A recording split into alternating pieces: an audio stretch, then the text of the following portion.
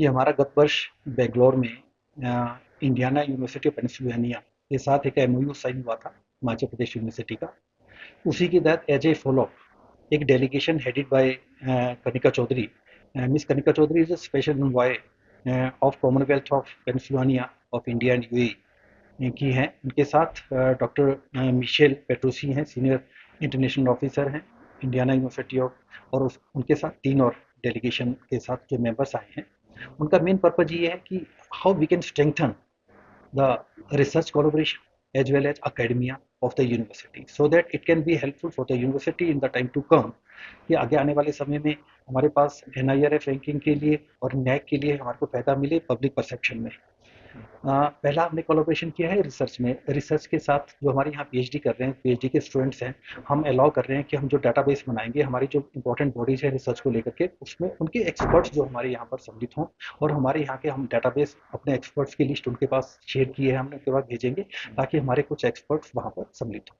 दूसरा हम जो है टीचर्स एक्सचेंज प्रोग्राम में अभी हम आने वाले समय में कोशिश करेंगे कि हमारे एक डेलीगेशन डीन्स का, तो कम से कम जो सब्जेक्ट्स वहाँ पर हमारे कॉमन एरियाज हैं, डीन्स का एक डेलीगेशन जो है वो वहाँ पर Pennsylvania is a government university and very big government, very renowned government university of USA, Indiana of Pennsylvania state. तो हम चाहेंगे कि हमारे टीम्स जो है डिफरेंट फील्ड्स के वहाँ पर जाएं, उनका एक्सपोजर हो वो आकर के। और सेकंड हमारा पर्पज रहेगा, हमने एक समर कैंप वहाँ पर स्टार्ट करने का निर्णय लिया है। 15 दिन का समर कैंप होगा। हमारे कुछ विद्यार्थी, हालांकि लिमिट है 10 से 15 से ज़्यादा विद्यार्थी नहीं जा पाएंगे इस एक समय में। हमारे विद्यार्थी वहाँ पर जाएंगे स्टूडेंट एक्सचेंज प्रोग्राम में, और वहाँ पर जा करके वो जो है उनका एक्सपोजर, सही एक्सपोजर होगा वहाँ पर समर कैंप्स में।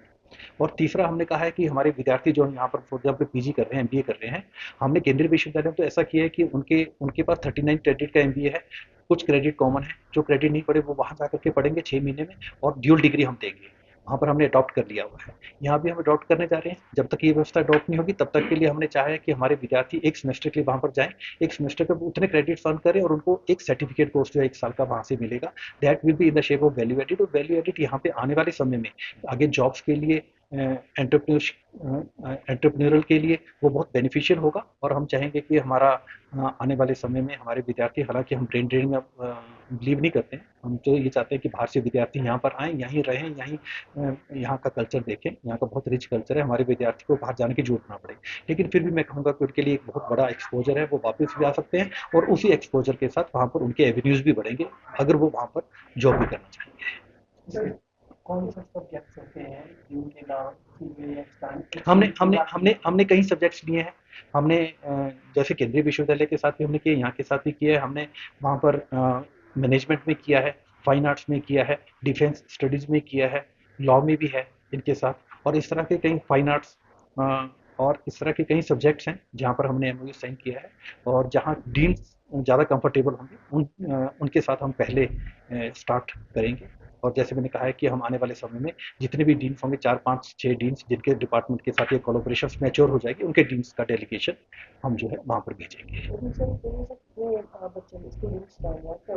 नहीं, रिसर्च रिसर्च के लिए तो हमने ये कहा है कि डिपार्टमेंट का जर्नल जो है, अगर तो ऑलरेडी है ठीक है, नहीं तो हम कॉमन कोलैबोरेशन में स्टार्ट करेंगे। कुछ मोनोग्राफ कॉमन निकालेंगे, कुछ कॉमन पब्लिकेशंस निकालेंगे, इस तरह का होगा। और रिसर्च के लिए हाँ, अगर उनका कुछ इस तरह का टॉपिक है वो वहाँ पर जाना चाहेंगे तो उन्होंने बोला कि we will provide the facilities to the research scholars there. अगर वो वहाँ पर जा करके, मान लीजिए हमारे 4 साल की रिसर्च है, 2 साल वो वहाँ पर डिवोट करना चाहते हैं, कुछ फेलोशिप दे विल प्रोवाइड, जैसे उन्होंने एग्री किया है। तो एक और सवाल था, हिमाचल प्रदेश विश्वविद्यालय को 100 करोड़ का अनुदान आना है केंद्र सरकार से। ये जो अनुदान है कब तक आएगा और किन नहीं, किन चीज़ों की? मैं आपको बताना चाहता हूँ इसमें कि डीपीआर हमने बनाई थी, डीपीआर हमारी एक्सेप्ट हो गई है। जी। मतलब पहले तो सिर्फ इन प्रिंसिपल डिसाइड हुआ था, अभी हाल ही में 2 दिन पहले ही ये न्यूज़ थी, हमारे पास डीपीआर एक्सेप्ट होने होकर के आ गया। 4 हेड्स पे ये खर्चा होगा। ये कंस्ट्रक्शन के लिए होगा, रेनोवेशन के लिए होगा, इंफ्रास्ट्रक्चर के लिए होगा, अकेडमी के लिए होगा। 4 हेड्स में ये खर्चा होगा। और मुझे लगता है कि ओवरऑलिंग हो जाएगी इस विश्वविद्यालय के। 100 करोड़ रुपये पहली बार आए, इतने बड़ा अमाउंट, बहुत अच्छी बात है, और पूरी ओवरऑलिंग होगी। लेकिन जिस दिन सीएम साहब यहाँ पर आए थे उस दिन मेरी उनसे चर्चा हुई थी। सीएम साहब इज़ वेरी काइंड इनफ कि उन्होंने ये कहा था कि यहाँ की सैचुरेशन आ गया है, और उन्होंने हमारे को अलाउ कर दिया, डीपीआर बननी शुरू हो गई है सेकंड कैंपस गुवाहाटी के लिए। उन्होंने अलाउ कर दिया और हमारी डीपीआर बननी स्टार्ट हो गई। मुझे लगता है कि सेकंड फेज का एक्सपेंशन इस विश्वविद्यालय का अब गुवाहाटी के लिए जाता है। क्या कुछ टेक्नोलॉजी वाइज भी जो है यूनिवर्सिटी में एक्सपेंड किया जाएगा, कहीं नई आधुनिकताएं लाई जाएगी, ऐसा नहीं कुछ लाई होगा? जाएगी, जैसे मैं कह रहा हूँ कि हमने आर्टिफिशियल इंटेलिजेंस मशीन लर्निंग के साथ इनके साथ अभी हमने टाई अप किया है। इस तरह की आधुनिकता नेचुरली जो टेक्नोलॉजी हमारे को चाहिए, टेक्नोलॉजी में बहुत एडवांस है। अभी मैं ताइवान गया था एक गवर्नमेंट इंडिया के डेलीगेशन में। ताइवान में हमने सेमीकंडक्टर पे जाके रिसर्च इंस्टीट्यूट का देखा, 85 टू 87% टेक्नोलॉजी ताइवान पूरे वर्ल्ड को दे रहा है। और उसमें भी हमारे 4 इंडियंस हमने देखा जिन्होंने कंट्रोल किया पूरा। हमारे इंडियंस बहुत अच्छी टेक्नोलॉजी को समझते हैं। और वो पूरे अगर मैं देखूँ यूएसए का कैलिफोर्निया का सैन फ्रांसिस्को का जो है वो पूरा का पूरा हैंडल कौन कर रहे हैं? हमारे इंडियंस हैं। हमारे इंडियंस के पास बहुत अच्छा माइंड है, बहुत अच्छा ब्रेन है। तो मुझे लगता है कि वो टेक्नोलॉजी अगर हम यहाँ पर भी लाएंगे और हम कोशिश ये करेंगे कि हमारे ब्रेन बाहर ना जा करके यही देश की सेवा करें।